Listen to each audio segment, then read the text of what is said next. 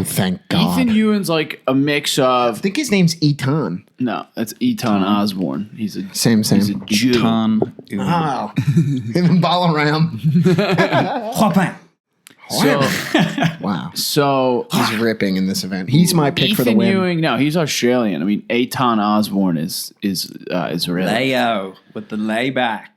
Leo. Oh. Oh, that was a sick one. We can't just do that the whole time. Yeah, we can. Let's do that, actually. Yeah. It's like Whammy! like Bob Menery. Look at that flow. So Ethan Ewing is like Wait, the. are we recording? Yeah, we're recording. Ty, do the intro quick. All right, Yeah. intro quick. All right, today on YouTube, we are gonna live stream ourselves watching the Vans Triple Crown right now. Get a load of this. Haleiwa is actually, I've been talking shit about it because it's been sort of chunky and disorganized, and it's cool to see guys throw themselves at huge like double overhead sections. But it's fun and sort of exciting, but it's also like there's been a lot of mushy stuff, which is like boring, just the same like mushy section cutback. Right now, it looks like it's starting to fire. Like trade wins are coming up. It looks it looks actually pretty clean. Kelly just got a sweet tube in the last. Oh, there he is. Speak of the king. So we're coming at you guys with 3 minutes remaining in semifinal number 1 with Ethan Ewing, Leonardo Fioravanti, Wave Carve Michael, and Ace Buchan. So Is it Buchan? It's definitely Buchan. no, it's Ace Buchan. Buchan, mate. Yeah, so we wanted to try this Look at out the little Grom with the and half board. see if you guys could get anything out of us commentating over this Vans Triple Crown event.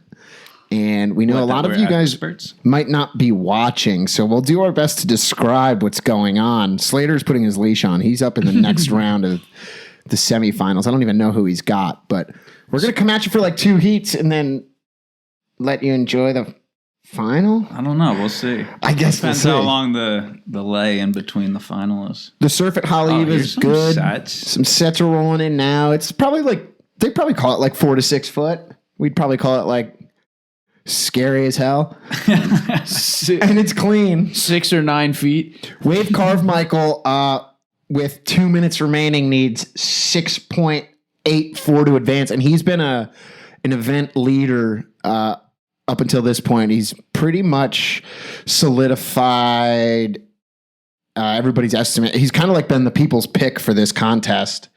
But he's got a bit of work to do with not a lot of time left to edge out Leonardo Fioravanti. Like standings. Is anyone here like on the precipice of getting kicked off tour? Requalifying. Yeah. Yeah, so I am not.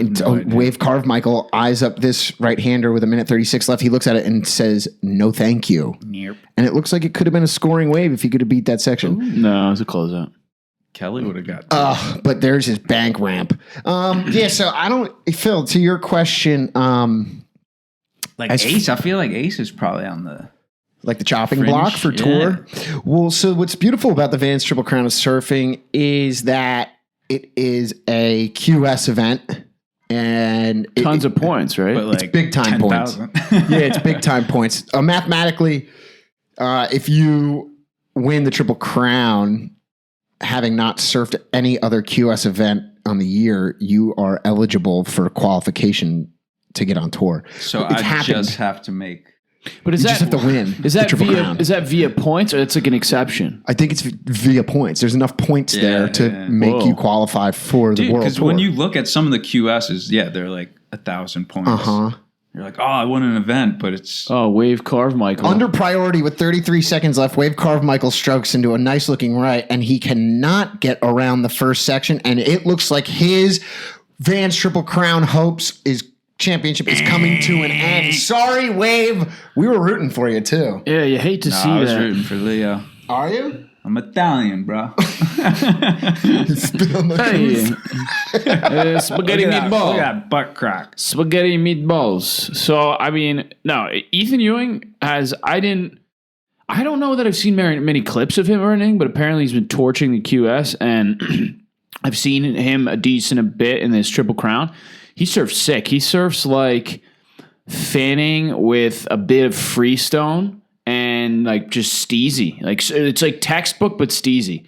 Like look at this.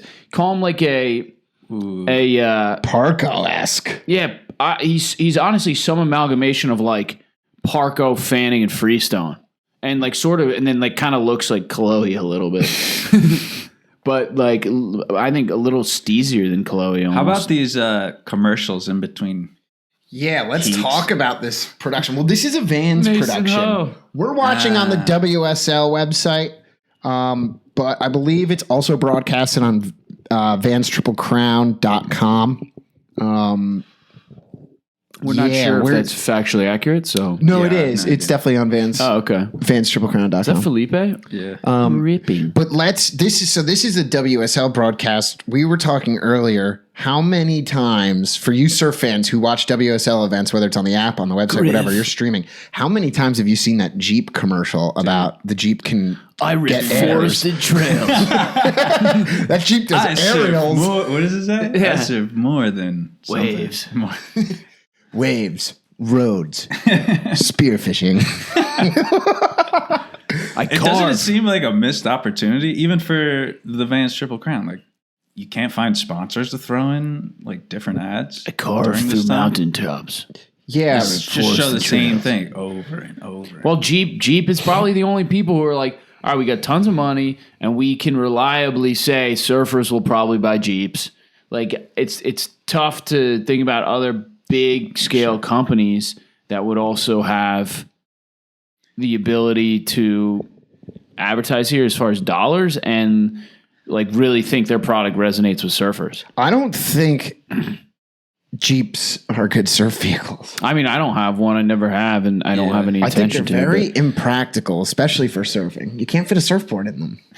Yeah. What like type at all. Like Grand Cherokee or? Grand Cherokee. I mean, I guess, yeah, that one. But like the Wrangler. Oh, the stuff, Wrangler, it's yeah. just like a. The four-door Wrangler, you probably could. But where? In the trunk. Like you put the seat down. I'm a big fan of the Wrangler with the mid-length sticking out the back behind the passenger seat, fin out up top. Beautiful day there in Hawaii, huh? We're broadcasting you live on Sunday. It is the 24th of November, and it is shitty out. Yeah. Ooh, this is good heat. There is some waves out. Michelle, Kelly, Federic. And Matthew McGillicuddy. I was going to say the same thing. Matty M. It's pretty wild how these guys in the QS show up to this Triple Crown and you just have no clue who they are. It's what that is cool about this. It's how you perceive it. Like if you are a firm believer in the WSL like competition format, like you're not real stoked to see these other guys who in your may not ever have a chance of actually qualifying. But I enjoy, as like a surf enthusiast more so than like a WSL fan, I enjoy seeing some of these guys who you're a little bit unfamiliar with coming in and trying to make their mark. And I think this is the most legit way. This is the most legit platform for them to do it on in the Triple Crown. Well, it's cool to see them, and I'm sure it's sick for them to be on the same stage as Slater and Michelle Moraes. I mean, I feel like Federico's often on the QS, but like, think about it. You're like just this Grom who's like grinding out on the QS, and now like you just get to go to Hawaii and surf with these guys. Or you're like almost washed up. Like you could be like a potentially like nearly washed up Mitch Cruz. Oh, he's from J-Bag. Yeah, Mitch Cruz, like the most washed up of them all. Here's McGillicuddy pumping. Apparently he's a J-Bay guy. Which this is a J-Bay looking wall, although it's kind of mushy. He works the face, fades back, does some cuts, some carves. Gets a little backwashy here, and he smashes the lip. Nice. See, that's pretty cool. That it is. Oh, that's Slater. I bet that was Slater. Yeah. Looks like Kelly pulls in and blows an opportunity. So Ty, you initially when we first started talking about this event, you were not real stoked on like Haleiwa and Phil. I think you kind of shared the same opinion when we first started discussing it. In general. Just think, and like Drew, you said, like, I can't believe they kept the surf ranch on the schedule for next year. That's the tour. This isn't the tour. No, I know, but I guess, as far as Hawaiian waves on the North Shore go, I don't have any experience there, so maybe this is one of the better waves. But as far as worldwide waves go and tour waves, like this is kind of mushy, and there's cool sections, and it's cool how it can be like a huge oncoming section, or it can be like a little tube, but it's just not. I mean, I don't know. It seems like more mush burgers than anything else. Yeah, I would agree with that 100%. I think what is something to take into consideration. Here goes Slater. See what he just kicks out of this one. I think what's something to be considered when talking, right? So I think it's an excellent wave to be featured on a live stream. I think Haleiwa, and I've never surfed it, but it has a lot of different like moods, right? It's kind of like a Margaret River event if they had it at like Main Break, I guess, kinda. It's boring. Main Break's pretty boring, other than John going apeshit. It can be boring. I think this is actually probably more exciting. But so like the waves can be huge. Like round 4, the waves at Haleiwa were giant. I mean, you saw how big that wave was that Slater dropped in on his belly and then like smashed the upper portion of the wave. Like on a 5-3. That wave was giant. They're like doing like actual hacks and turns and really big surf here. And I think it's kind of a good way to show that like across the board, as far as like skill ability level goes, like tour guys and high level QS guys, like what they're willing to do, what position they're willing to put their bodies in pretty sizable surf as far as like a progressive maneuvers go. Now it's kind of smaller today, and it seems like there are some sets, and like conditions are good. Maybe it's a little slow, so we'll probably see that reflected in the scores. Like in the other heats when it's kind of like pumping, like this heat's been slow, they might have better total scores.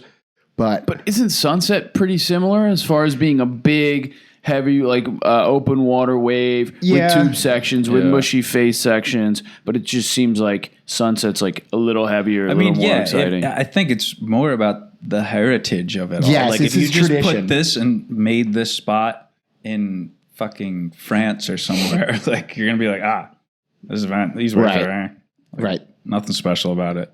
That's kind of what I'm getting at. I mean, I'm not hating on the heritage or like the 7 Mile Miracle thing, but it's just if you put this up against J-Bay or up against, obviously, I mean, if you talk about Chopu or Fiji, like this is not even, it's not as perfect. It's not as hollow.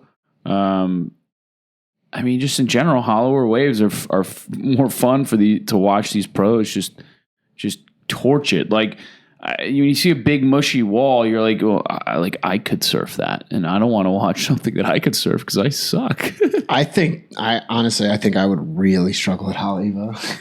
Well, yeah, but it looks so hard, dude. It's a lot of, I mean, so much lumpy. It was just like moving water. Just talking to Bob about like today, it's like double overhead at Ocean Beach. Like it doesn't look particularly scary, but it looks like a pain in the ass, and it looks like hard.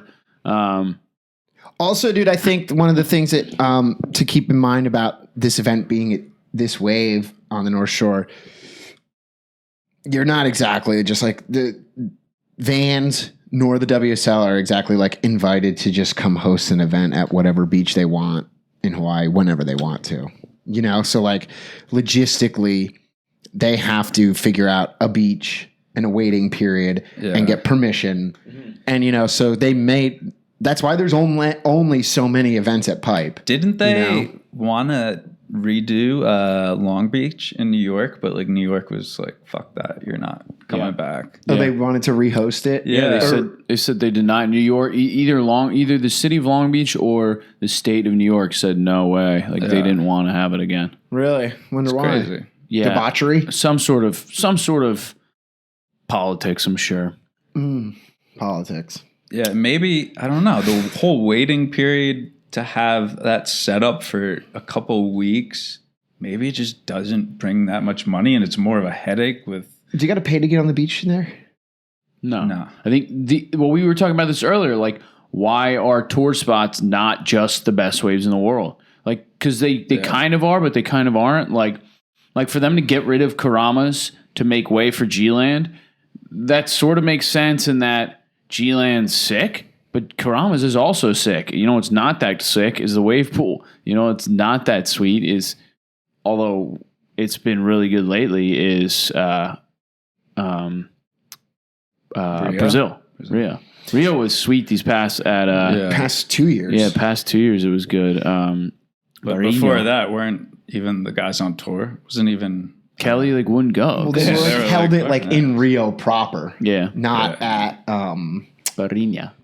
But yeah. But then all right, so if you're gonna say only the best waves, go back to Fiji and get rid of either Portugal or France because they're very similar waves. I mean, it's as far as the viewer's perspective. I think Ty, I think your point's well taken. I understand what you mean entirely. The mission of the WSL is to put the best surfers in the world and the best surf in the world, in the best waves, and I think within right. So I mean, they got to appeal to markets. But we started talking about this. It's free to go watch it on the beach, so that's not a moneymaker. I guess the merchandising is, but very little. Very little. So I think probably it's just a hype thing. It's like how retail stores in the U.S. are now becoming just sort of a billboard for the brand, and they're not actually where they expect to sell stuff. They're going to sell their stuff online, but this is just an example of it that's physical. All right, so if we understand that they're not making money, how are they making money? From Jeep, from Jeep ads. Jeep and Modelo or Corona. Actually, Jose so Cuervo? was it last year's Samsung? It was the Samsung Galaxy Tour. Was that last year or maybe 2 years ago? Mayo, Rip Curl Pro. And then I think they jumped out, and there was a lot of talk that they were going to go media. Yeah, they were like, oh, fuck, it's going to be bankrupt. We might not even be able to run it. I think they literally have 2 sponsors run the whole tour. So, right? So, let's think of it this way, dude. If Jeep is their main source of income for advertising dollars. Michelob. Yeah. Corona. Yeah. Jose Cuervo. Yep. All right. So those handful of companies are their main revenue stream. And they're valued. The value of the WSL is to put their products in our faces for say an hour total over the course of the event, right? Whatever. They can't logistically run in the best waves in the world because of time differences around the globe, right? So they're not going to generate any revenue if nobody can watch.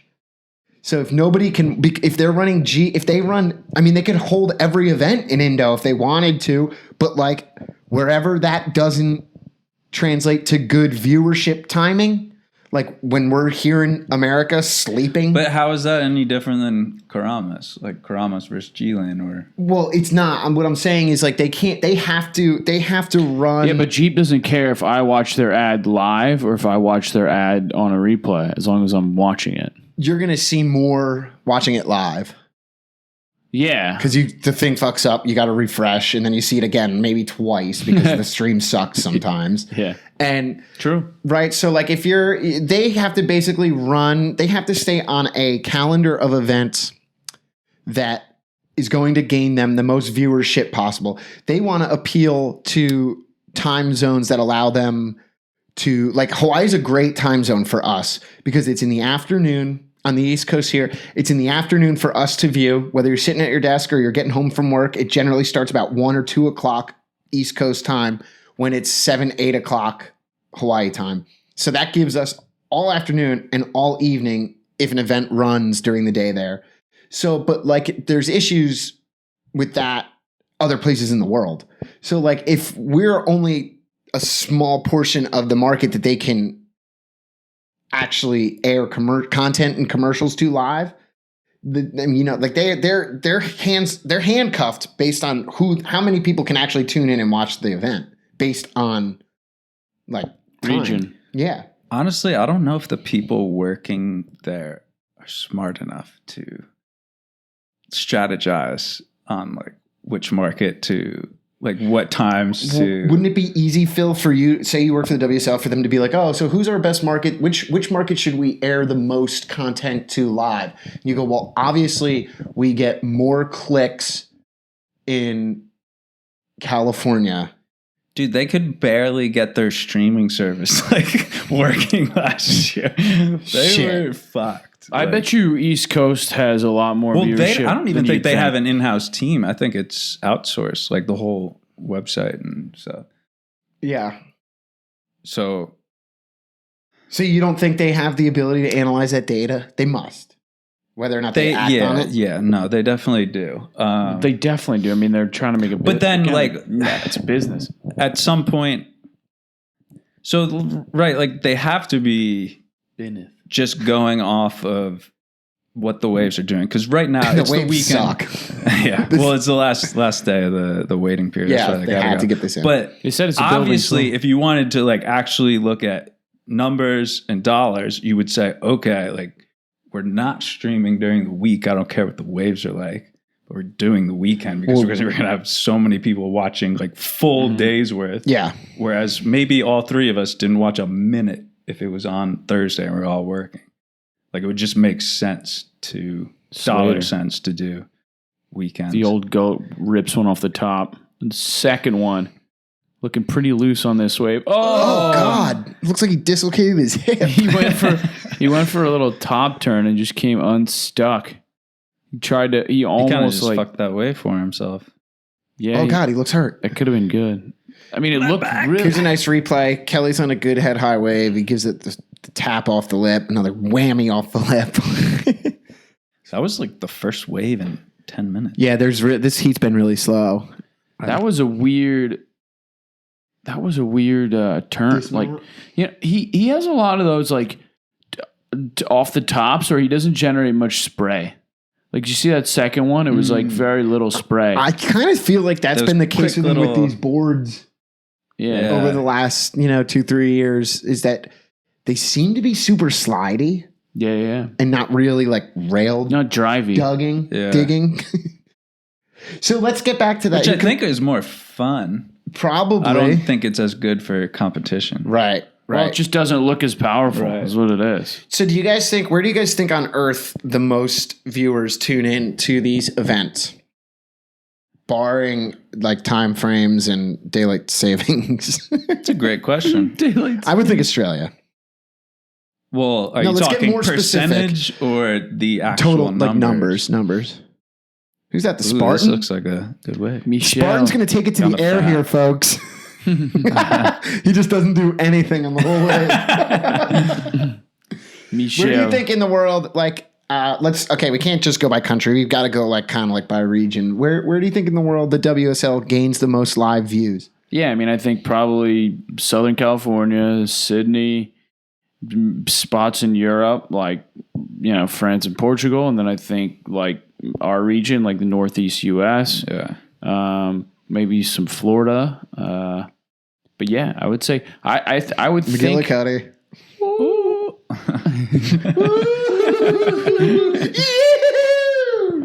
almost sticks that air. Yeah, obviously tied places that are high densely populated areas with surfers, right? So like I think Sydney's probably a safe bet, Gold Coast type location. Yeah. But also in my mind, places where we're not really thinking of. I've always thought about this. This is Brazil. Like, their following is crazy. Yes. And you can tell by the way they've some of the Instagram stuff they start doing in Portuguese as well. I think those are the numbers they're looking at and saying, "Oh shit, we got to start marketing." I've looked at WSL jobs, and one particular like prerequisite that they look for is, do you speak Portuguese? I mean, I think it would be in their best interest to almost like zone a lot of their direction towards appealing to Brazil. I mean, dude, the top 3 surfers in the world right now are Brazilian. I don't think that's going to change outside of like, in the top 5, there's going to probably be more than 2 Brazilians in the top 5 for the next 10 years, maybe for the rest of surfing's existence. And the population is huge. Yeah. Now, I don't know what population in Brazil sits down at a computer with Wi-Fi and is able to do this. Right. That's what I was going to say. That's not only able, but like I think it's Got also dollars. well, no, also like we were sitting around because there's no surf right now. Like if we were in Brazil and there was waves and it's 85 degrees out, we'd probably be surfing right now. We wouldn't like maybe we would get together for the finals in like a bar over some cervezas and watch it. Maybe in a piazza. But like but we spent that would be like that'd be like in Europe. Rome? But we in general, I think there's a huge disproportionate amount of, and this is why I say the Northeast is big as well, like even more so than California. There's a huge disproportionate amount of us here in the Northeast that are just sitting at their computers like way more often than other places in the world. Yeah, I mean, we do have the weather that we have to contend with that the places like California and maybe Brazil don't have to contend with as much to get you outside and doing shit. That just made me think of the UK as well. They're probably a big market we're not necessarily thinking about. There's a lot more surfers in the UK than you'd think. Like I was saying, the Chinese Olympic coach I saw the other day, he was in this article on Surfline, and he's like a guy from Great Britain, and he's like the Olympic coach for China. But I think he rips, surprisingly. But that's another interesting thing too. Is like how many, if any, viewers they get in China. I mean, that's an untapped. I mean, Asia in general, other than like Indo, Japan, like Asia is like an untapped. Japan too. Yeah, Japan. The surfing is like that's why I think that maybe it's just too much data to even analyze. Right. Yeah, maybe it's you're just right. like, fuck it. We're going to go. Well, then they should just do it in the best places at the best times. Like, if they're not worried, if it's almost too much, if they have to allocate too much time and resources to breaking down the data and making it applicable, then perhaps they should just scrap all the rest of the other. They could just do the whole tour in the Mentawise. That's what I'm saying. Like, I mean, right. Just Indo, the whole. It could just be G-Land, Greenbush, Macca's, and then it could be just like restaurants, Cloudbreak. I mean, these are all laughs. Federico. The Portuguese phenom, Federico Moraes, lines one up in a big carve off the top, followed up by a fin release bashing. That wave is going to win the heat. This heat is extremely slow. It's 8 minutes remaining in heat 2 of the semifinals, and it is close in the regards that everybody has a 5 or under. Slater, if he misses this, he loses his chance to qualify. Or I mean, to win. Not to qualify, but to win. He's this just in.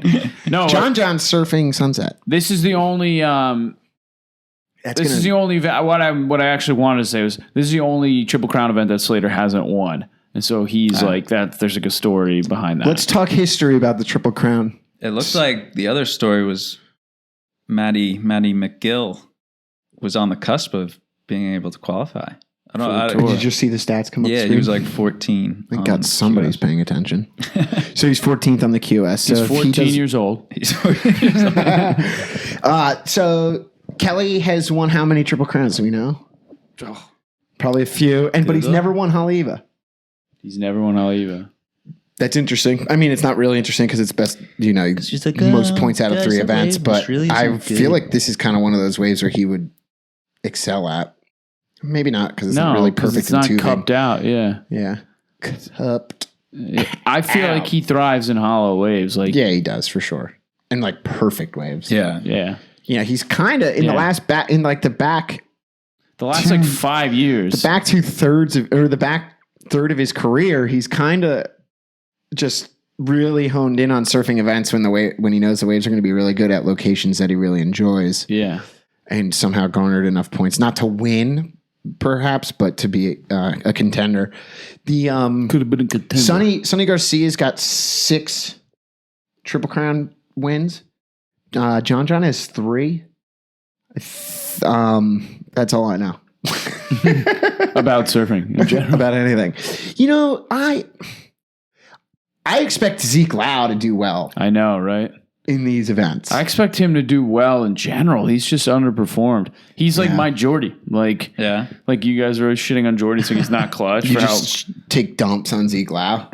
No, but I mean, there are a lot of guys. There's so many guys you can say that about. But Zeke Lau, you see him free surfing, you're just like, holy shit! Like he is big, powerful, huge airs. Like Really good tube rider. Like, there's no reason that he seems hardworking. There's no reason, that he shouldn't have more results. Talent, right? And then nature versus nurture. Well, then obviously, and it's competition. It's a different way of surfing. It's not just like your clips. Yeah, true. I mean, that's why Gabe and Kelly are the top. A lot of times we just don't have that perspective. Like Jordy, like we talked about this, how Jordy does airs and turns and tubes. Like he does all those things as good as, if not better than anyone else in the world. But it's what's his consistency, what's his strike rate. Like when you watch a movie par with him in it and he's absolutely ripping, like is his strike rate less than a Felipe or an Italo or a Gabriel, like significantly less? Right. It's an interesting question because I mean he's been around in free surf parts. I mean, like his stomp rate. Yeah, like there's no his make rate. I mean, there's no. This is a weird thing too. Like Jordy, we've seen 3 or 4 huge surf films with him. What about Italo or Gabriel or Felipe? I brought that up in the content conversation that we had. Like we don't see the Italo Brazilian. They do clips. They do Insta. They do clips. That's pretty interesting. I think surfing's one of the only sports that I'm just trying to run through other sports that have that kind of dynamic. Yeah. Like definitely not mainstream sports. I mean, mostly mainstream sports are team sports. Like tennis, golf. But like golf, do you see guys that are like super good and you're like, oh yeah, he just sucks in competition. No, that's a good point. I mean, you have to look at extreme sports. I mean, Kelly. Jesus. Kelly, what was that? Board did like a 20 kickflips. No, you have to look at other extreme sports like skating. I bet like skating and snowboarding, I bet you there are guys who are sick of free surfer or free snowboarders and free skiers and skaters and they're just not getting contests. They get sweet parts because they'll try the same trick over and over again and it'll be huge. But maybe they won't be able to stomp it like often. Yeah. I don't know. I don't know enough about any of those other sports. Yeah, same. Kelly. That was like kind of like kooky. He was going for the double hand grab 5. Yeah. Remember when he was doing those? It looked like it. His body spun like he was trying to do the double grab 5. Do you ever have the feeling when Kelly's knows he's going to lose, he goes super hard, like to show off that he's. I don't like know. You think he mathematically understands that the odds of him winning this event by just like winning this heat by safe surfing, like trying to get 2 new wave scores for total. He's just like, screw it. I'm just going to go for broke now with 2 minutes left and try a 540 double rail grab. Yes, but also. I don't know. I feel like sometimes he just acts like he knows he's going to lose, but he'll just act, I don't know, overtly. Oh, that looks scary. Kooky or something. How do these guys not get sliced by their fins more often when they do that? Yeah, they do. But like, you see their shins.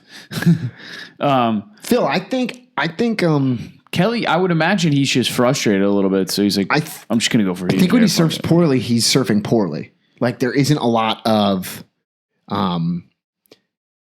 like he slaters people when he's surfing well. He doesn't really slater people when he's been having a bad heat. Yeah. You know, like he may know at this stage with 2 minutes left in this heat and like he's basically in combo land and the other guy's got like a 7 total. Yeah, like so Kelly, I guess maybe because he knows he only needs a 4.15. I almost think of it like a kind of stubborn little child, you know, like, oh yeah, you know, like waves weren't that good. I was just trying to do something. Yeah. Like he knows he's gonna lose. So he's just like, you know, whatever, I was having a good time. Like he won't admit that he wasn't surfing good. Yeah, that those guys beat him. That's one of the things probably that speaks volumes about Kelly, like he's quite selective. Like he wants to surf when the waves are good on tour sites.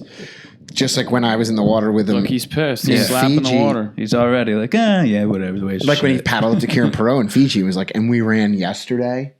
You know, like he. Well, even the fact that he's still on tour is like, dude, he may be paddling in. He could just be sick of it. You know what I mean? Yeah. He only needs a 4. You know what this just made me think of? He's like, shit, I'm gonna lose. Look how bummed he is. Needing a 4. So earlier today, I watched some of Dear Suburbia, and there's this book I read called Kook, and it's like this like Colorado-based journalist, mountain climber who at like 40 something decides he wants to learn to surf. He goes to like California and Baja, and he just spends like a year just like learning to surf and like getting like decent and proficient. He meets this pro who tells him, paddle with your hands open like this. Instead of like, don't cup your hands. He's like, instead leave your hands free and paddle with your, focus on like using your forearms, like your whole arm to paddle. And I was watching a thing earlier. I was watching a shot of Kaloe from underwater and of him paddling, and his hand looks like open and he's just like letting it go through. He's not cupping. Mm-hmm. And essentially this guy said that this Mexican pro taught him that, and that this guy paddled around everybody and was getting all the best ones and was like way, way out at the top. Like, and he said that like from there on out, he could paddle better. He was faster. His shoulder stopped hurting him. He said that's strange. Isn't that weird? It's super counterintuitive, but I'm pretty sure I saw Kaloe doing it. Yeah, I don't know if I keep my hands cupped or open. No, I think I definitely cup mine. I'm trying to pull more water like this way. I definitely don't thoughtfully cup mine. Yeah. No, but I think it's just like intuitive. You're just like, yeah, this is going to be more effective. Like this just seems stupid. Like you're not pulling any water. It's all going through your hands. You got baby glue in my hand. I don't know, dude. I think I just paddle with my hands like this. I definitely don't go like this. I probably don't do that, but I probably cup like the fingers, the 4 fingers. Leave the thumb open.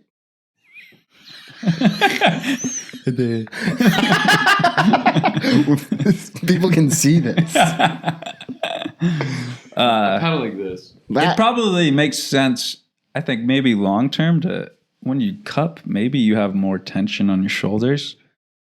So to always do that, I could see that being... No, but he was saying even like, that's just faster. It just doesn't make sense like, that's faster. I don't know. I feel like that could be studied Maybe the easily. thought is like, this is like more surface area than just this. And so if you're focused on using your whole arm and letting this go through freely, then you're getting the benefit of all this. And I don't know.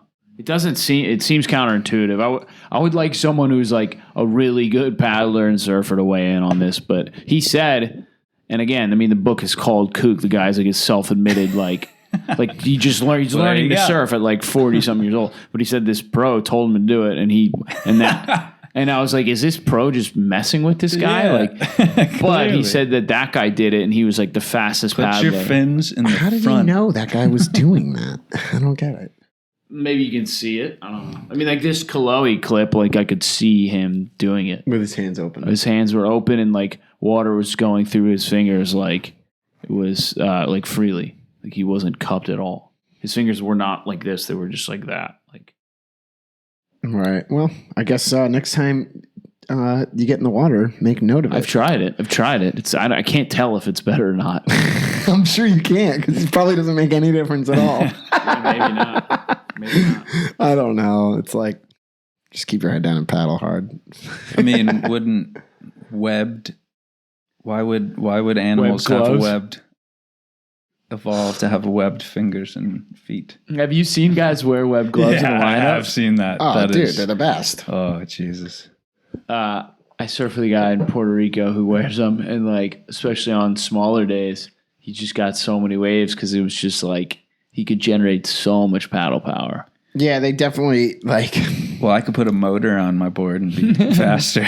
What happened to those boards that... Yeah, Corey Lopez surfed on. Yeah, what happened to Wavejet. Wavejets. Oh, yeah. Well, now they have the foil ones. Yeah, which is John rips sweet. on, yeah. All right. Well, that heat sucked. Yeah, I think that's like exactly what we were talking about. What a lame wave. You know what's worse than that is Chris Cote's socks right now. Yeah, why? I get it. He's like SoCal, like kind of like very SoCal punk, but she's so calling me. You know, you're in Hawaii. Like put your slippers on. Like wear your flip flops, right? He's like trying to cover a bunch of like leg tattoos or something. Really? Maybe he's got poison oak. Sumac. He's got poison sumac under there. Look at Ross. Yeah, that shirt. He's like. I wonder what they're talking about. we don't have the Should audio. We dub them. Yeah.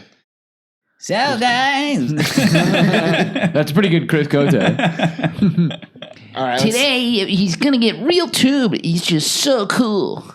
So where are we at now in this contest? We semi-final. Final. Are the finals on now? Yeah. Is it a 4-man final or 2-man final? 4. Is this a 4-man final? So we were talking about that before. How do you like? I was saying I don't like. I enjoy the 4-man format up until the quarterfinals. Right, where it's one-on-one and 2 overlapping heats. Yeah, or just one-on-one. I would rather. I think it's much more intense once you get to the quarterfinals to have a mano y mano. Yeah, just man on man. Like even that was a semifinal. It just felt like a first round of like a regular event. It had no pizzazz, no tension. Yeah, exactly. I hope. You see, I like the 4-man heats, even if it is in this format, like in the Triple Crown. I think they have to do it because the number of competitors in this event is like way, way, way more than in a normal WSL event. Right. I think that it's good because, like, you know, ideally a wave doesn't go unridden, so there's like quite a bit more action for us viewers to see. Yeah. But I also think that, like, right now they're taking it right. So they just had a really slow heat, and I bet you obviously they're not running right now because they're giving the surfers a break from the heat that just ran. But like, it's probably pulsing right now, and like a 4-man heat is silly when the waves are slow. Yeah. So like, whoever's the contest director in this event, like right now, should probably be like, all right, like we got to cut these guys' breaks short because like it's about to pulse. Because you can like set your clock to it, you know? So the 4-man heat to me makes a lot of sense when there's a ton of competitors and the surf is like generally consistent. Well, there's more action too for the viewers. Like, exactly. Not bored. Yeah.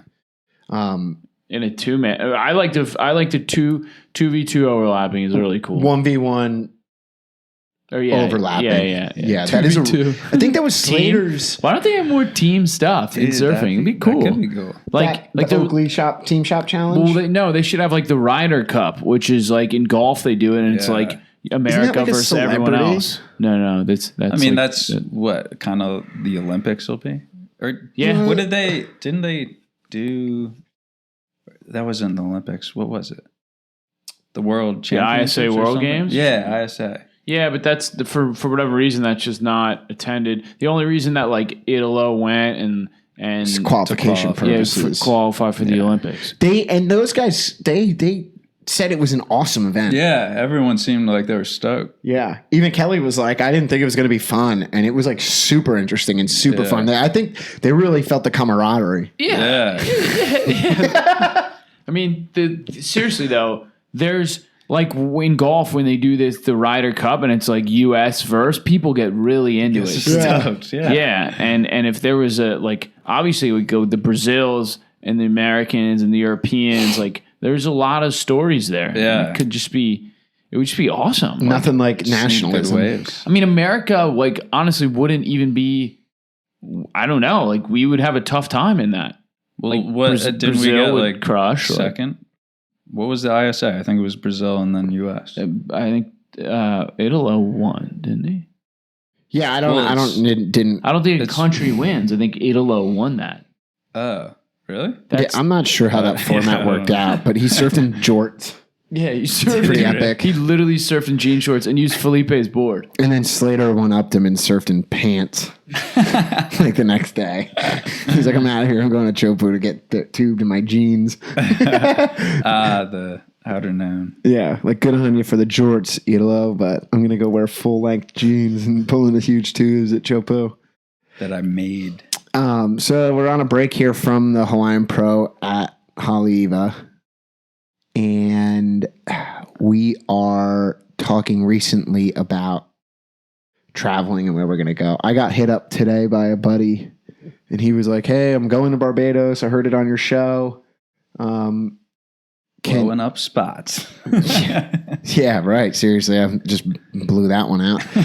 And he was like, oh, where what do you suggest I do? I'm going to be there for 2 weeks, and I have a third week off from work. I'm like, geez, like that's pretty nice. It's a great way to spend your holiday, dude. Yeah. He was like, should I stay there for all 3 weeks? I was like, well, it doesn't sound to me like money's an issue for him to go, do whatever he needs to do. He's going to work from the road, but yeah, I kind of gave him the rundown on Barbados. It's like, dude, in 3 weeks, you should be able to tick off all the waves that are on offer there in 2 weeks. Like, there should be enough swell over the course of 2 weeks that you get to surf all the quality waves there. I was like, you should go somewhere else for the third week.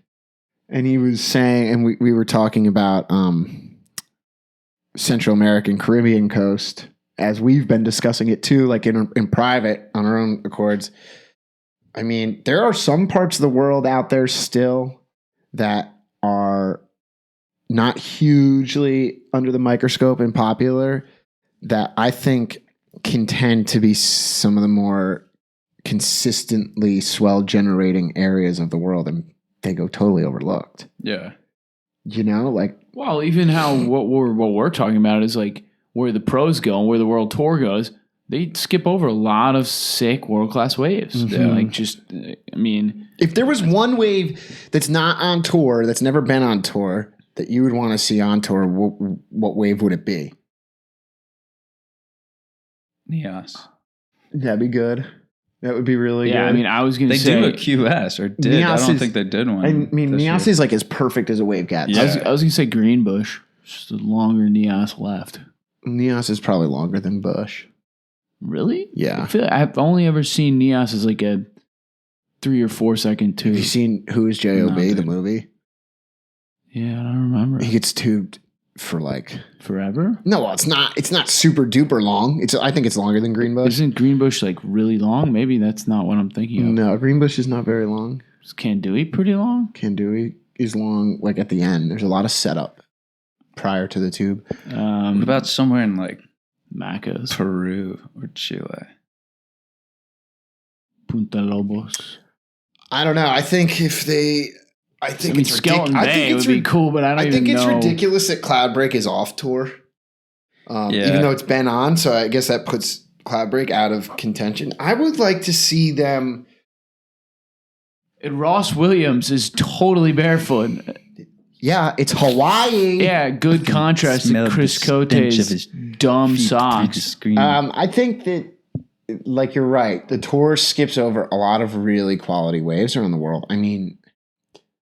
They like I said, like we discussed, I don't know if they even have to anymore or if they do it because they're kind of stuck in the way I was thinking earlier, which Phil, you kind of like opened my mind up to the fact that like, yeah, like it's not even really worth analyzing that data. Because there's so many markets. Yeah, because there is so many markets and that's a good problem for them. Yeah. That they can just do it kind of wherever they want now. They're just like, how do we sell out more? Right. Get more viewers. Yeah, you're totally right. Get Leo sponsored by Gucci and then get all people. Leo, can you just get on Gucci? He is. Yeah. I think it would be cool if they made a stop like in every country. Well, no, like if they did like right, if they did a stop in Asia, they did a stop in Europe, they did a stop in Africa, they did a stop in Australia, maybe 2 stops in Australia, maybe 2 stops in North America, and a stop or 2 in South America. And then like you fill in the islands or whatever. You know, like because it was cool. I didn't get the opportunity to go when they had the event at in Long Beach. Did either of you guys get to go? Yeah, dude. We slept in Phil's car. Yeah, No, a your lot of car. people did that. Oh, my car. A lot of We people looked did around that. for a while, and then we snuck in to the party. Yeah. Was that We when had nowhere to sleep, and I think we just like walked up into what's the hotel? The Allegra Hotel. Allegra. We just went to into We're like, we the look bar like there. surfers. We can Yeah. go. I did the same thing in Bali. They had an event in Canggu, and the upstairs was like blocked off. I was hanging out with these two like Russian girls. I was like, hey, I look like a pro surfer with just like two hot chicks. Like, let's just walk up. Yeah, totally. We just walked up the stairs, and the guys like looked over. But like, who are you going to say something to? It's Some him. guy might be a pro. Like, yo, no. Surfline Get out of here with the recently, girls. it was actually really cool. Surfline recently did like a rehashing of the Long Beach event. Yeah, the swell conditions and stuff. Yeah, and they just talked about how What was that? how Katya? good it was. Hurricane Katya? Katya. Yeah. Katya. I just think of Katya. the porn star, Katya. I don't know who that is, but Yeah, K-A-T-A-T. It was a great. K-A-T-I-A. You're talking about that piece where they like analyzed the trench that like Yeah. comes up into. But then Long it's Beach. also, but then so part of that was like showing Owen Wright and a couple other pros being like, yeah, the waves were really sick. Like it was like fun. Like there was tubes, there was air sections, there was turn sections. Like, I mean, it's pretty similar to France, but If you looked at the historical averages, I mean, they could come to the Mid-Atlantic, whether it be in OBX Long Beach or, down to OBX, the Carolinas or here in New Jersey. Like, there's a really good chance they'll score in the week I that they're think- waiting period. And I think they really wanted to come back to New York because of the massive market that's here. it was the biggest purse in professional surfing at this point, right? Still, Yeah, it was like $1 $1 million. million. whoa, really? Yeah. So, Damn. I think it would be in their benefit to add, to work harder for a stop that would be more appealing to our zone, because like attendance was it was a really well attended event. They just had the Yeah. longboard event in Long Beach, and like they had good surfing. It was almost like too big to longboard. I think they didn't run it on the best They day. stopped it. What we would consider the best day. They stopped the event on what like us sitting here in this room Here would be like comes finals starting off with set out the back. Ethan Ewing, Leonardo Fioravanti, Federico Moraes, and Michael McGillicuddy. I love how you say Fioravanti. Fioravanti. No, Oh, it's just dude. Fioravanti. Dude. Leo Fioravanti. Fioravanti. Wow. Ooh, this is Leonardo gonna be really the is wave of looking the heat. sharp. Oh, Heel flip. dude. That was scary. So hopefully they blew this horn, and like we're gonna get some pumping, like at a time when the ocean's gonna have some pulse, because we saw in the last heat that the ocean sort of ran out of energy, and I'm sure that's what Slater's gonna say he was cursing about in his Yeah. post heat interview if he gives one. I think that's something that they could improve on from the WS or from the whoever's running this contest. They could be like, okay, like break's over, like it's gonna pump again because I'm timing it on my watch. That was Simply. a pretty searing top turn. Snap. Yeah, Leo attacks that wave pretty good, and that's a bigger wave That was we've seen so hectic. far. Solid wave there at Haleiwa in Hawaii. In Hawaii. Go Tulsi. Drew, do you know the Hawaiian fish? It's like huma huma Yeah, huma. I think I read it one time on a bicycle What? On a bicycle? from that movie. Like, The big Yeah, fat yeah, guy, yeah. the big No, but fat it's in- African American gentleman. but I'm rereading Barbarian Days, and he talks about it too, and it's like huma huma panuka aka kuiwa. It's ridiculous. It's the name of a fish. Kike? What is that? Let's Maldivian? Divehi? let's talk. Jordy's out. Injured. I think it's official that he's not going to be surfing any more events for the rest of the year. That includes he pulled out of this event. He's not going to be surfing Sunset, and he's not surfing Pipe. Really? I saw today that it said he's leaving Hawaii. Yeah, but he might be back in time for Pipe. I hope so. I don't know. There's speculation there as to how serious his injury is, I guess. Yeah, it sounded like sort of like he just bruised up his ribs, kind of. Yeah, that's how I took it too. And I would think if it was possible for me to win a title, I would like ice up and just go back out there. Get some shots and cortisone it up. Like this is his opportunity. You got to pull a Jules, you know. Corazon. You got to pull a jewel with Corazon. What else is interesting? John's going to be back. Speculatively for Sunset next event. Leonardo Fioravanti. I don't understand why because you're saying Fioravanti. What was that? But it's just Fioravanti. Leonardo Fioravanti. Dude, I got a buddy who calls Medina Medea. Gabriel Medea. Yeah, like on purpose, like somehow. What's the that like Medea's like that movie with like the fat lady Medea? Well, you mean round or obese? Leo is sending it. He's attacking. What boards does Leo ride? Bradley's. Is he on Bradley? He's always been on Bradley. Yeah, that's for cool. As long as I can remember. Because I think he's out of France. Bradley. Yeah, I'm not even sure. I've ridden one before. It went really good. But he's Italian. He lives in France. Does he? Yeah. Sure does. Yeah, so we might get to see John back before Pipeline. So that's exciting. And I just hope he doesn't re-injure himself. Yeah, like I mean he did it once and it was like well that's because he didn't get the surgery. Right. But I mean, look, those things you never know. I mean you could hopefully he comes back stronger than ever like Mick, or like Owen or like Julian, but you know, these injuries, like I have an injury that's from like 4 years ago and I'm still not 100% from it. Yeah, I mean, obviously your bodies are different. Actually, you and John have the same body. I forgot. Did you say imagine? Yeah, just like 6 foot blonde, imagine. Like skinny. Like no, I'm like 5'9", brown and stocky. I've had this thought before. Isn't it crazy that you could have the same exact physique, physical strength, body structure, everything, and be completely like different skill levels? I mean, my body's almost identical to Slater, like height, size. He's weighs less than me. He's probably an inch smaller and weighs like 10 pounds less, maybe 20 pounds less. But yeah, it is weird. I mean, just it's like a mental. Whoa! McGillicuddy sneaks an underneath one for a tube ride, dude. So if he wins this, is he just on tour? I think so. Well, if he wins the Triple Crown, not just the event. Okay, so but if he win the Triple Crown, but if he's in the top 14 of the QS and he wins this, he might also still possibly get Correctamundo. Damn, Raymundo. That's what's sweet about this event. It is what's cool about this event. It gives the underdogs an opportunity. Yeah. How do these guys? How did he see that doggy door and say like, "This is exactly where I need to get out, otherwise it's done"? He might not have seen it. Kind of looks like he was just like sliding out on his heels, maybe. Yeah. And then just figured like I'm gonna bust through the lip no matter what, so better hold on.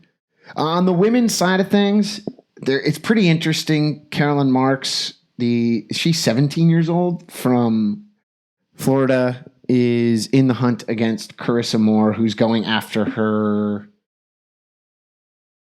4th world title. Isn't Lakey still in it? Oh, yeah, and I guess so. Lakey's in 2nd. Caroline's sitting in 3rd. I mean, this Honolulu, unless I guess maybe if it's like it gets huge. Yeah, maybe if it's like not tubing, then Caroline might have a chance with that backside hack, but I think Carissa's like pretty unstoppable there, right? She's like I think she has 4 victories there. Yeah, she's like definitely the person to beat. Like I am excited about it because rereading Barbarian Days, there's a big section about Honolulu Bay. I think there's more excitement around the women's championship at the moment than there has been in the past. Like there's more actually, like, I don't know if it's coverage or if it's just Caroline Marks representing the East Coast, which I think has a lot to do with it. Well, I also think her storyline being 17, being just super young and like crushing it. Every outlet is talking about JV football at 16. Seriously. Backing up. But she's crushing it. She is surfing really well. She's got 2 event wins, right? She won Snapper in the beginning of the year. And I think she won another event. But I think that's an interesting storyline. Another something interesting is Tyler Wright's back. That's a crazy story. After suffering some sort of illness, Tyler, you seem to have more information pertaining to it. What? It was some sort of African flu. And she, don't play with it as much. I can hear it. That's what she said. So she got a gnarly, going to South Africa, she got some sort of gnarly infection or flu, and it like took over like essentially her whole immune system. And then she said that she had to be, she had extreme light sensitivity to where she couldn't be in any, not even bright light. Migraine type thing, right? She had to be in a dark room for, I think she said over a month or like 2 months possibly. And like had crazy aches, headaches. Like she felt like she was losing her mind. Damn, dude. Yeah, pretty hectic. I mean, brain damage and the rights is unfortunately a recurring theme. Or potential brain damage. Did she suffer brain damage? Well, probably. I don't think. I guess right. It could be tiny, and that's brain damage. Right? Yeah, I mean, I saw that. I read that post she put up, but like, why are you gonna tell me it all? Now I'm so interested. Like, I want to know what happened. That's what Owen Wright's thing was like too. He was super mysterious about it, about like what his condition was, and I think that's because with anything that's a brain related injury, they only know so much about it until like they've done a whole litany of tests, and sort of like until after the fact they're like not even sure what is the matter. So we're excited to see her, I guess, come back. She rips. She does rip, dude. She's been in the conversation as a title contender since she got on tour, and she's won. You know, but she's got 2. She made 3, dude. I'm pretty sure she has 3 world title championships. Probably. And she's just been like not around. And like Carissa's back on top. Her and John out, it's both sides like an uber competitive person that just makes both sides like so much more interesting. Right. So that's a great way it's a great thing for surfing to have back into the picture now, heading into the end of the year to Hawaii. Pipe's gonna be interesting, even though Jordy's out. It just sucks. Maybe he's not out. I don't know. I guess John's surfing Pipe, right? Yeah. Initially, it was like put to the it was rumored that he'd be back for Pipe, and then they were like, "Oh, I guess he's gonna." He actually was on an interview in Stab, and he was like, "Yeah, I would get something out of." Being the spoiler. Yeah, spoiling the world tour. You know, he's like, that actually seems pretty interesting to me now. I hadn't thought about it that way. That would be sick. You know, so there's a fire under his ass, sounds like. So that's pretty cool. Checking back in at this final at Haleiwa. I mean, that's gotta be where there's been 0 waves. How is Leonardo Fioravanti getting every wave? He's literally gotten every wave. Yeah, other than McGivilleries. He's good. I feel like he's good in these types of waves. Yeah, he's a very good surfer, dude. He's super well rounded, but and I would say big dog's got to eat. Oh no, it looked like I would say Leo's like a better in bigger waves. Like he's good in small waves, but he's not like especially sparky and quick like a Felipe or even like a Jordy or a Julian for that matter. But I would say or Gabby really. I mean, he seems to be good at like the fundamentals, Leo. Yeah, I mean, like a Joel or something. He's fundamentally very sound. Yeah. That's the dude at Belly's his stepdad. That's like Slater's longtime coach. Coach, yeah. So like Leonardo Fioravanti like grew up at the dinner table with Kelly and Belly. It was Kelly and Belly and Jelly. And Kyle Belly? And Kyle Belly. Until Gabriel's followers killed him. So fucking Neymar. There's no doubt that he's, was preached to practice that fundamental approach. Federico Moraes takes one to the air. This wave's also made for him. Like it's like a Bell's open canvas. Which is it's interesting, I guess. Like if you think about Portugal, that is, I think in Ericeira where they do the QS, that's like a big open face right. Yeah. But other than that, I feel like a lot of what you see in Portugal is like, punchy beach breaks that are like often like favor lefts a little bit. I guess they're just A-frames. Well, that's probably more up north. Those are A-frames. I think, Ericeira and south of there, Lisbon area. Right. Not rights, but not as like punchy beach break. I think that's just like Peniche area. Peniche. My girlfriend asked me if I wanted to go to Portugal for my birthday next year. I said no. Trip. When's your birthday? I was just like, no. I'm not especially. Why? October. No, I mean, it's a good time to be there. It's a great time. Yeah. I'm not especially keen on it just because I think. I would love to surf super tubos. Yeah, but it just seems like it'd be or should I say pretty crowded and I don't know. No, dude, it's like an uncrowded version of California. Yeah. Dude. Maybe a little bit of better waves.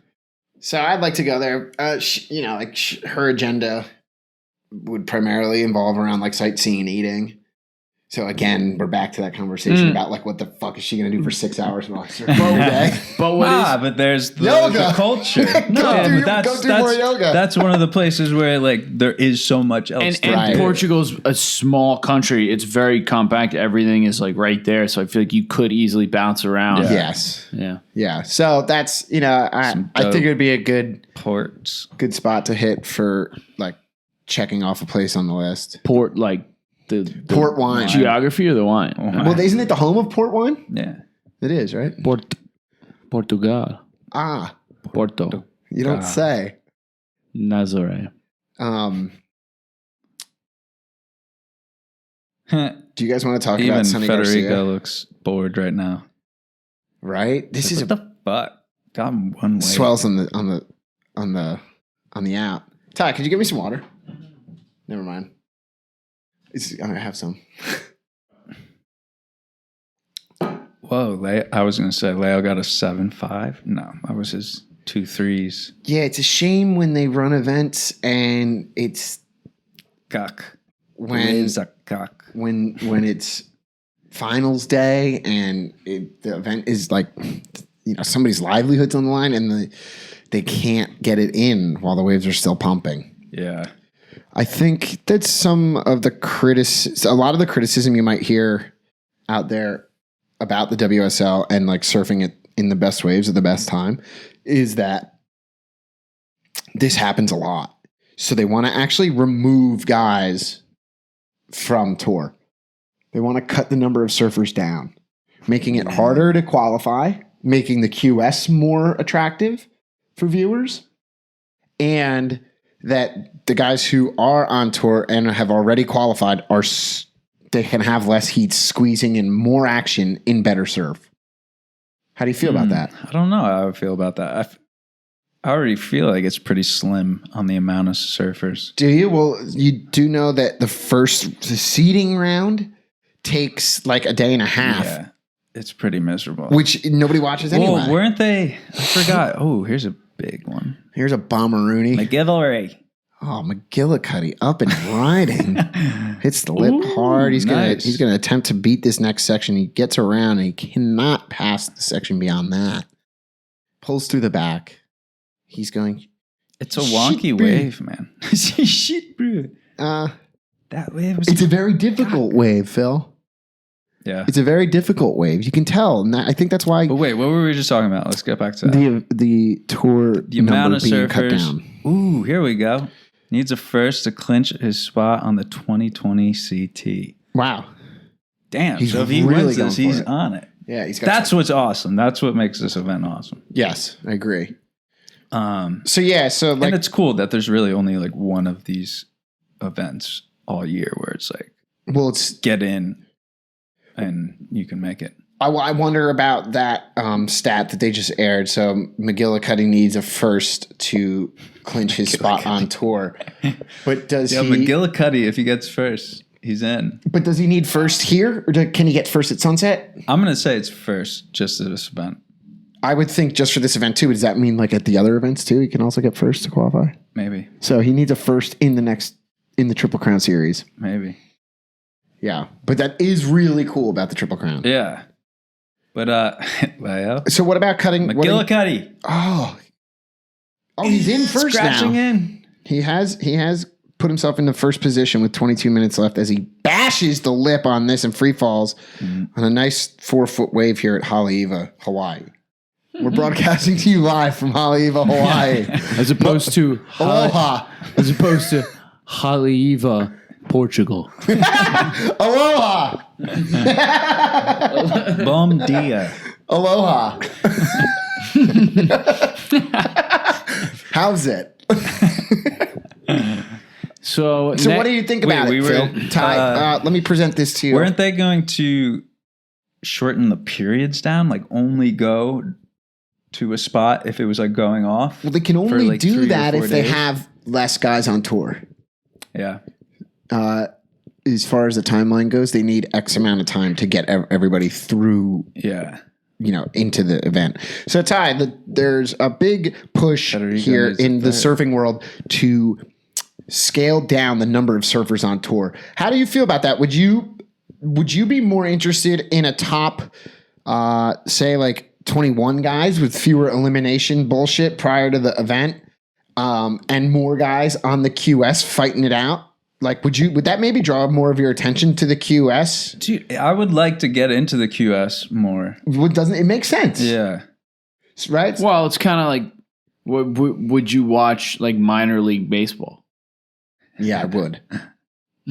I would go to a game. I already did. Get drunk for $2. Well, you know what I mean? Like, you want to watch. I guess a different comparison could be like college football.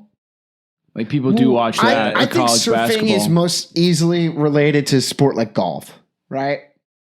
In that, like, you have a whole qualifying series to be on, or like tennis, I guess. Yeah, or tennis, yeah. Which Bobby Martinez would bash our heads against the wall. Yeah, I know. But I don't think that. But that's just because that's what it's become. It has become like those things. But I don't know with tennis. I hear what you're saying about golf with like the qualifying. It's like the web.com tour or whatever is like the qualifier for the PGA. Right. So like, that's similar. Do you think it would draw your attention more to the top QS, like the QS events that are in really good locations? Ewing. Wow. Ooh, nice It's a nice clean face. And he just can't beat that last section into the toilet bowl, mate. Wow. I thought McGillicuddy was going to get it again. But it looks like Federico Moraes sneaks his way into this one. He's got a clean face to work with, and he cannot beat the section either. Must have something to do with the time. He was just jumping off the beat. So, yeah, do you think if they cut the number of surfers on tour, on the CT, meaning that there'd be more watchable guys on the QS, you would tune into more QS events or a QS event at good locations? Because they have quite a lot of more locations. And a lot of good spots. Yeah. And I think that's more interesting. I think the only one we see the same World Tour waves all the time. I want to see all these other events. They have the NEOS one. Right. I guess maybe they don't have the manpower to like make those events, the live streams and everything. But perhaps so if they, like put exciting guys like who's on, dude, like Jack Robinson. Exactly. Who else? I mean, like guys who Carlos Munoz. Yeah, guys who are like, fun to watch, who are on tour caliber guys that just don't happen to be because they fall off. Would you watch to do those events to qualify? Do you think you'd find yourself watching more? I think I probably would. Well, are guys like, I don't even know, has like Brett Barley and like the guys who we like who are East Coast guys, do they ever make a run at the QS? What or commentators are they going to have? Parker Coffin, is he on the QS? Like, he's insane. Yeah, I don't think he surfs. He's more exciting than a lot of tour guys. I don't think those guys are on the QS. No. We should probably find out. Yeah, as hosts of this show. I've met a few like QS surfers around the world. They're grinders. Yeah, like that lifestyle seems so intense. Yeah. Like to pay for all that. I mean, it's hard. You can get a sponsor, but Yeah, you're trying to like scrape by to make these huge trips to places, and then fuck if you get out in like the first heat. Yeah, I mean, God, I worked saving like I just spent 10 grand to get here. Yeah, and now I'm out serving sloppy joes, slinging sloppy joes down at the shelter. Well, what about like guys like Cole Rothman? Is he on the big Wave World Tour? I don't know, dude. I think he's kind of one of those like Nathan Florence type like specialist guys who is endorsable because maybe he sells product. I don't know. Yeah, I guess that brings us into that kind of brings us into the question of like what's a pro. Leo, here goes Leo again. Whoa, that's a good turn. That was a nice. It was very really nice. Leo layback. Ooh, that's a good turn. Fin release float for Leonardo Fioravanti. I still don't think I'm saying these last names. Ooh, and McGillicuddy. Wow, it's really on here between these two. I tell you. Yeah, I think that brings us into a conversation about what's a pro. Someone that gets paid to perform. Yeah. We're paying you to perform. To perform. Perform. Wow. Great surfing here by Leo. Excellent surfing. And then McGillicuddy behind him had an opportunity. They should all have to wear their sponsors' gear. And we've got a lead change. Leo just wearing a Gucci suit out of the lineup. Good looking set coming through. And Federico Moraes has got a nice wave here. Federico. And he only needs a 5.51. Next one's big. This one's a bit of a mush burger. Ooh, that was a nice starting to get better on the inside. Oh, yeah. Oh. Federico jamming. Oh, we got fucking out the back Ethan Ewing with imitating Slater with the belly ride. You know he's not going to give up. He's had such a good run so far in this event. Great turn. Oh, good there we go.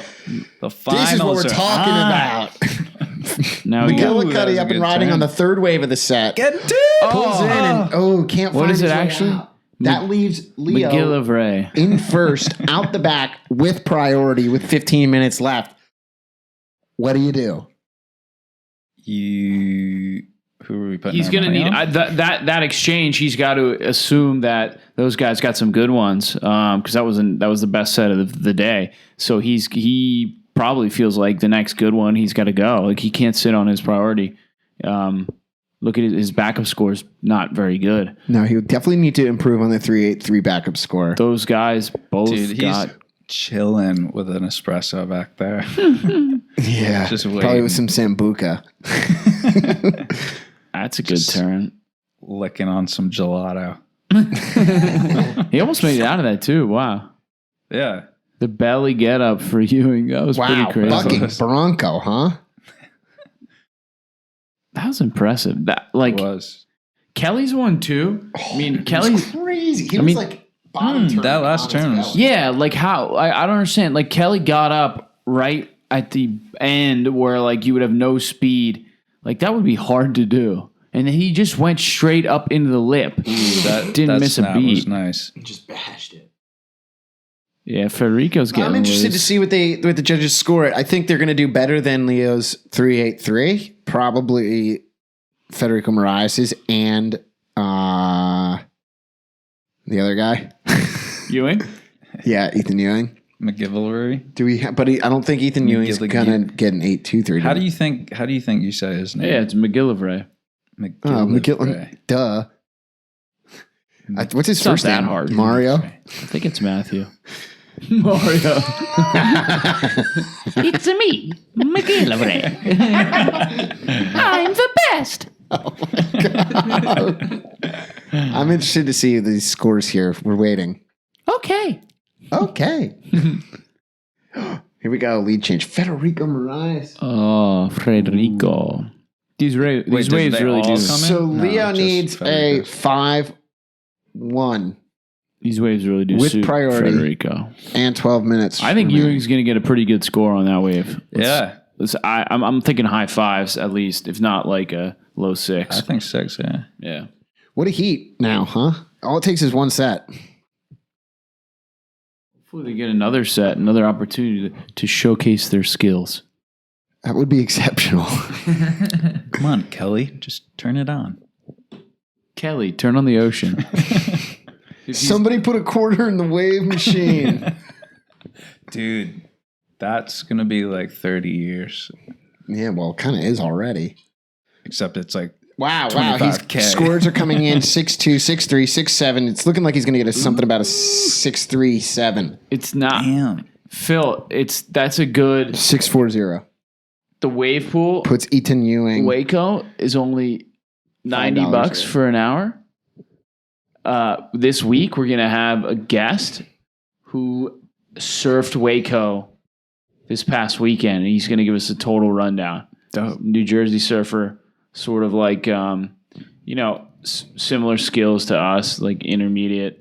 He can get tubed, he can do good turns, and he had a really interesting take on it from what we've heard so far. Yeah. The one main takeaway, what he said was it wasn't surfing. Oh, look, Wade Carmichael. Really Wave Carmichael has won at Haleiwa. Wave Carmichael. 2015. Yeah, he's really good. He's really good I here. think that's might have been how he qualified. He's not really good anywhere else. Seabass. Very interesting. 2011. Taj. We miss him, don't we? Yeah, that'll be an interesting episode, Tyler, getting that'll be really Pete's good. take on Waco. Have you not heard much feedback from people who have surfed it? I mean, he's the first person I know who surfed it. From what is I that right? heard you say, it's almost exactly what I imagine it feeling like. I don't know. To me, it looks like real surfing. Johnny reckons it's like really fun. Oh, I'm sure. And it feels like he's just like cranking down the line, hitting a ramp. Yeah. Which is what it looks like to me too. So I don't care where it comes from or if you're paddling straight at a wall. Yeah. Well, yeah, that's I think what was weird. Got all the about it. boys paddling for this one. They're all paddling it for this one. Party wave. And nobody. How refreshing would that be? And funny. And they would held that be? hands. They all just went. Your hand. Your hand. Tyler, grab Phil's hand. Party wave. And now look at the camera. Party wave. Yoo-hoo! Well, it was really funny to watch like the JOB crew all just sending it on one wave on foamies at YMA Shore Break. Just all going.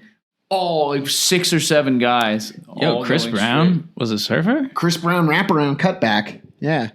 He's one of the best. He passed away recently over the winter. He was the first guy he was one of the first guys to like actually rebound off the lip. Yeah. Shane Horan, Nicky Wood, Barton Lynch, Gary Elkerton. Kong. Do you know why his nickname's Kong? I think it's because he's like a gorilla. He's hung like a moose. What? That would be. But they call him Kong. Yeah. They don't call I him would have Moose. just called him Dong. Tyler, say his name. McGillivray comes in from behind. Oh, Flauta. no. Oh my gosh. Dude. If his feet didn't break the board, the lip might have. Yeah. He just set up. Who is Under this Armour. guy? This is interesting. Is this? Is he a Vans guy? I don't want to know. But so We don't even want to know who that is. McGillivray just went up for a gnarly floater. Oh, maybe the trophy maker. And he looked like it was going to be like a reasonable section, and then the bottom dropped out. And it was just like what would you say that was, like a 12 to 14 foot just air Foam drop? climb That was brutal. Yeah. All right. Update on the scores. Leonardo Fioravanti needs a 5'10" to advance into the first position. Michael McGillicuddy needs a 6'9" to advance into the first position past Federico Moraes. And Ethan Ewing needs a 6'3" to advance into first position. What a heat. That's Federico tight. must be stoked right now because he's in. So he needed third Is to he make off the tour? tour. Oh. He needed third. Oh, wow. In the whole event. Yeah. Overall. Wow. So what happens? So this is big. So he's pretty much in unless if he gets a little knocked out. tough Right here. now. Unless they all get what they need to get into first. Yeah. Which is primarily across the board between 5 and a 6. 5 and a 7, excuse me. But Leo's sitting in a nice spot. He only needs a 5-1-0, and he's got priority with 7 minutes left. Yeah. That puts him He's in a gotta really like good that. advantage. Will the ocean cooperate? That is the question. Is this a set? I mean, they're paddling. No, Leo, don't go. Maybe he's paddling them out of position. Don't get baited in. Wow. And Ethan Ewing at the back of the pack. Or is he deeper? I think Leo went. Nope, no one went. Nobody home. No beans. 7 minutes, 14 seconds remaining. No score changes. Cut to the crowd. Some girl giving a really lame shaka. Some guy twisting his hips with a Hurley Hawaii shirt. More shakas. Shakas, rah. They're just saying, what's up to YouTube? Yeah, I think Here's a wave standing up. It looks like McGillicuddy's going to give it a sniff. Sniff it. He sends. He's sending. See, it looks like closeout. He's going to go for an air. Wow. Oh, Turbulent wow. aerial with not much amplitude, but very technical. Yeah. It was kind of cool that he had his hand on the face like a tube ride to set him up for the air. Wow. Which is counterintuitive. Nice presence here so far on North Shore Surf Contest this winter from the South African contingency. Yeah. With Davey Van Zyl. I wonder if this kid, if McGillivray got stoked seeing his buddy Davey. I think there's a lot more good surfers there than the world knows. There's a lot of good surfers. After being in Durban for one swell that was like pumping, I was blown away. Like every guy was getting throated for a couple of seconds, coming out, like doing a turn, smashing. Super high talent level there. Yeah, South I was Africa. blown away. That's like, oh shit. They surf competitively as as kids. Like we play other sports. Yeah. Here in South Africa. Mm-hmm. My good friend Matty Hodge was who's Rosie Hodge's brother. He rips, dude. And he's a surf photographer. And he does not take his surfing very seriously now. But when he was a kid, I mean, he was surfing with Craig Anderson before Craig Anderson moved to Australia. And competitively, going head to head with him. Imagine being 9-10 years old and Craig Anderson's even competing in South Africa. We played rec basketball. That's where we're kind of talking about the QS. It would be cool to see those guys and maybe to have the WSL push the QS more, because South Africa is a super poor country. Those kids don't have any chance to do trips around the world to surf these events. So they just have zero chance unless they're found at a really young age and get some good sponsors to throw money out their way to make them travel. Some of the guys in the Mentawais who were surfing the best were South African. Mm-hmm. Yeah. They were ripping. Dude, they rip. Just getting tubed, coming out, big airs, landing on Moose Sweet. They've got a lot of really quality waves there. Yeah, everywhere. And they can surf for quite a pretty conveniently year round. Yeah. But is there? Wow. I mean, Phil, McGillicuddy with a ton of waves. Phil, is there as much? Is the poverty as much of an issue with the white South Africans? Yeah, white people. The white South Africans.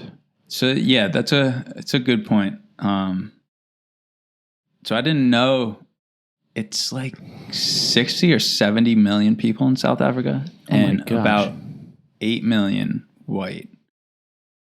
And it's crazy when you look at poverty levels, because it's literally all black people are poor. Yeah. White people are rich. But it's not. Well, that's why I question your logic on not that it's illogical. I just question your logic in general.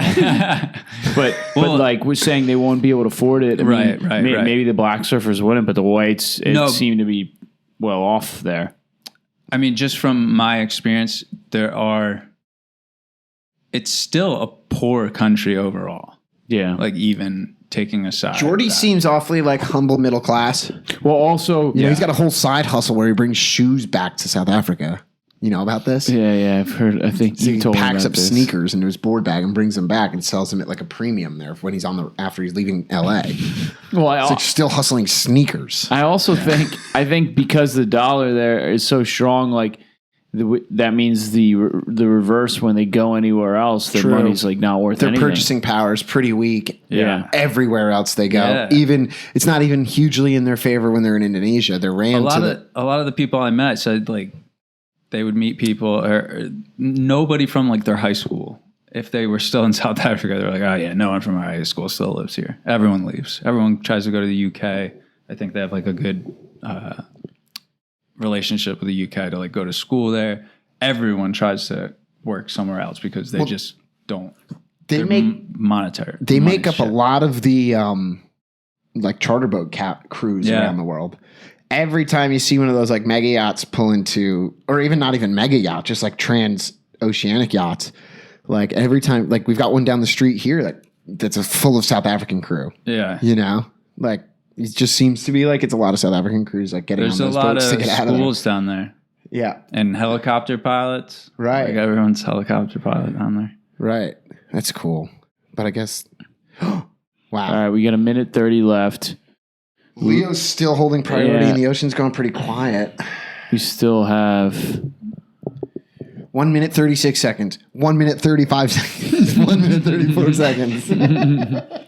Leo needs a 5.1 to win. Dude, I wonder what happened. This is super intense for McGillicuddy. Yep. Because is this his shot? But what about at the other events? I don't know. That didn't specify. Let's just take it for what it is, what they've said. He needs to get first in this event. So, and then if he doesn't, he's got 66 seconds. No shot. Kid never had 63, 62, 61. Isn't that funny? 59. T minus 60 seconds. Wow. Is Federico Moraes going to be graced by the Poseidon? Houston, we have a Portuguese. He may be. Looks like a bit of a set. It does. It looks like there's lumps rolling in with 45 seconds on the clock. On the clock. On the clock. I don't know. Kind of looks like it's going to swing looks a little wide. Bit wide. Yeah. Oh, it is stepping up. Oh, here comes some slow. Look at this set. Will it get to them in time? Will it get to them in time is right. Leo's going number one. He's going on the first wave. Yeah, which probably isn't going to be the what best do you one. do? Although Leo turning. Leo's going. This 18 is his seconds. Chance. Needs a 5-1. Whoa, and he goes for broke on the first hit. That was... I guess he was a closeout. Yeah, too. 8 seconds on the clock still. Leo will not be taking over first position. Here goes Ethan Ewing with 3 seconds. Look at that. He needs style, a 6.38. Yeah, he's very capable of getting it here. Yeah. Shame. The ocean does not allow. And I'm under the impression Federico Moraes just won. Federico is your new Hawaii championship. Congratulations to Federico. Winner this winter. Salute. All right. Thanks. You.